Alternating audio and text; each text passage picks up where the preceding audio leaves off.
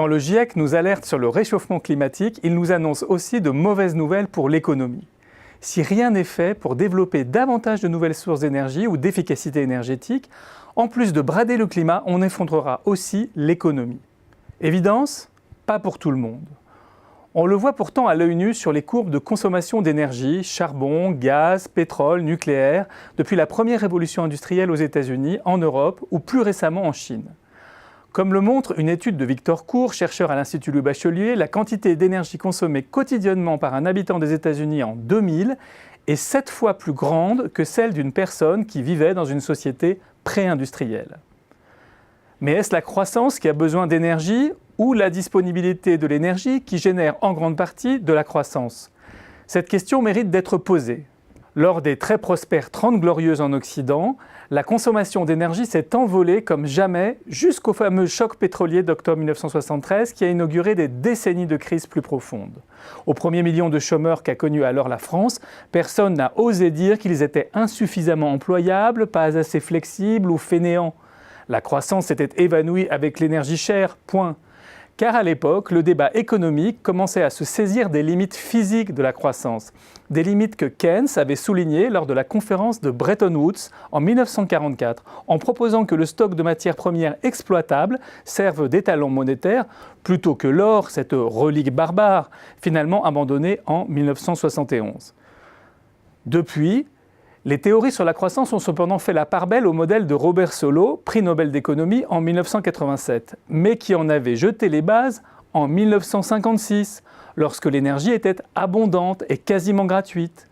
Dans ce modèle, la croissance est le fruit de la combinaison du capital, du travail et d'un mystérieux résidu, généralement expliqué par la productivité générale des facteurs de production, elle-même principalement tirée par le progrès technique et l'innovation. L'importance de l'énergie est donc restée largement oubliée du débat. Le temps qui passe ne l'a pas rendue moins intéressante pour autant, comme le montrent les travaux de l'économiste Gaël Giraud, qui a analysé sur la longue durée la consommation d'énergie primaire d'une trentaine de pays et qui en déduit que la croissance est durablement et structurellement dépendante de la disponibilité de l'énergie. Lorsque la consommation d'énergie primaire augmente de 10%, le PIB tend à croître de 6 à 7% en moyenne, avec éventuellement un retard pouvant aller jusqu'à 18 mois, trouve-t-il. L'énergie serait donc un préalable à la croissance, et non pas un simple facilitateur.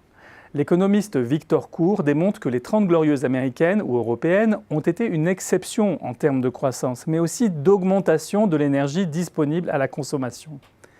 Et il se demande si le grand ralentissement de la croissance observé depuis ne constituerait pas en réalité un retour à la normale énergétique. Bref, l'énergie pourrait en réalité être la véritable source de la croissance, combinée aux autres variables, capital, travail, progrès technique et innovation.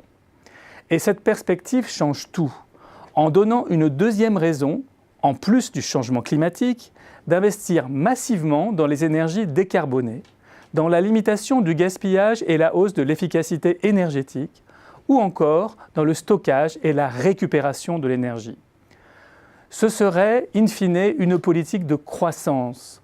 L'énergie n'est pas seulement la clé de la question climatique, mais aussi de l'activité de demain.